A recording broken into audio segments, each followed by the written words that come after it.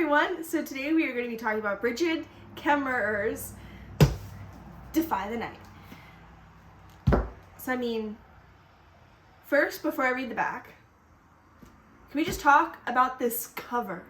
So I got it. I was just drawn to the cover. I got it because of the cover. I actually originally wasn't going to get it because I didn't really want to ruin my very high expectation of Brigid Kemmerer. It literally is, the letters are glowing. They're glowing. And I got the Barnes & Noble exclusive edition. I don't know if this has anything to do with the Barnes & Noble, but I don't know if you can see this. If it shows up on the camera. But it's shiny and pretty. Seriously. I love authors who have fancy undercover things. I love them. Yeah. All right, let's read it. A kingdom divided by corruption, the king desperately holding it together, a girl willing to risk everything to bring it all crashing down. The kingdom of Kandala is on the brink of disaster. Rifts between sectors have only worsened since the sickness began ravaging the land, and the only known cure, an elixir made from the moonflower petal, is severely limited. The king holds on to a tenuous peace with a ruthless hand. Out in the wilds, apothecary apprentice Tessa Cad and her best friend Wes are tired of watching people suffer. They risk their lives every night to seal moonflower petals and distribute the elixir to those in need, but it's still not enough. As rumors spread that the cure no longer works, and sparks of rebellion begin to flare, a particularly cruel act from the king's justice makes Tessa desperate enough to try the impossible, sneaking into the palace. But what she finds on the inside makes her wonder if it's even possible to fix Kandala without destroying it first. From New York Times bestselling author Brigid Kemmerer comes a brand new blockbuster fantasy series.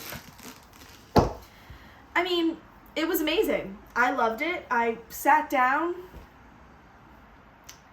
actually sat down, read the first chapter, put it down, and just didn't come back to it for 3 days.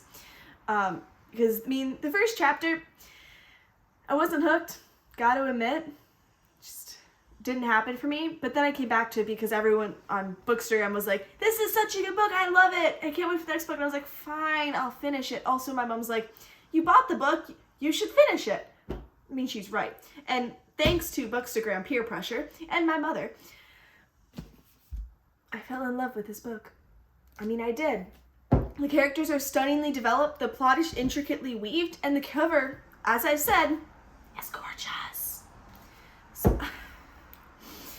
So I had a really high expectation from this author, because, as I mentioned earlier, because I loved her books. I don't know if you can see this, or if you can still see me, but I have all her books, and they're right on my, they're right under my favorite, one of my favorite authors of all time, Melanie Dickerson, right under it. And I love the covers for these. We're not going to go into that because this video is about this. I might do them later. I don't know. But she exceeded my expectations. This could even be a standalone if she didn't set up the whole plot at the end. But this book took me on a roller coaster of emotions.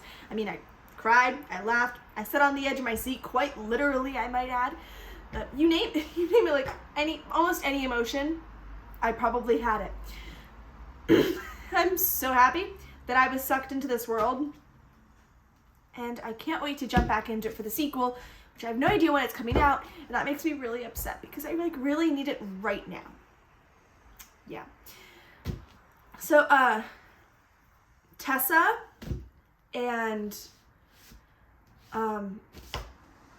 Coric's relationship was so spectacularly done. I have no words. It is forgiving and honest.